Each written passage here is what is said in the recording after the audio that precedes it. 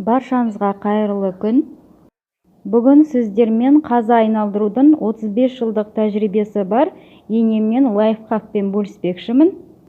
Видеоны соңына дейін көріп, бізбен бірге дайындап көріңіздер. Ең алдымен етімізді дайындап алатын боламыз. Бұл жерде алдын ала тұздалған ет, оған тағы да 2 уыс тұзын қосып, бұрышын қосып маринадтап алатын боламыз. Шектерімізді де алдын ала жуып дайындап қоямыз.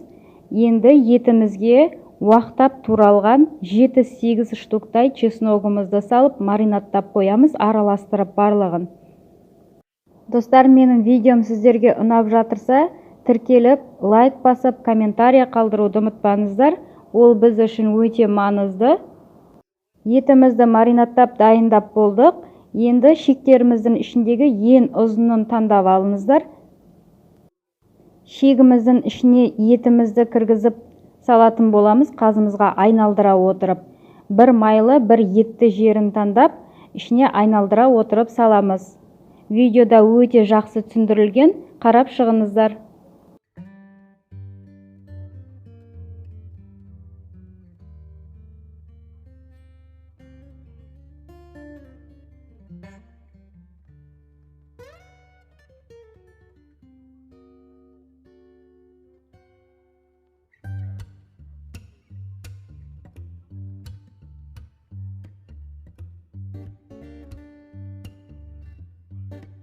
Видеода көріп тұрғандарыңыздай өте жеңіл салынады, тек бас жағын нығыздап салып жіберсеңіздер болғаны.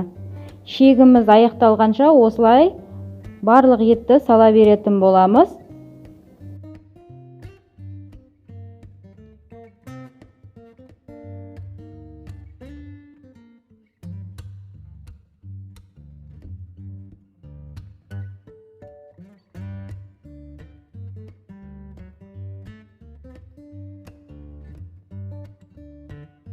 Шегімізден 10 сантиметрдей қалған кезде ет салуды тоқтатып, видеода көріп тұрғандарыңыздай жіппен аузын байлайтын боламыз.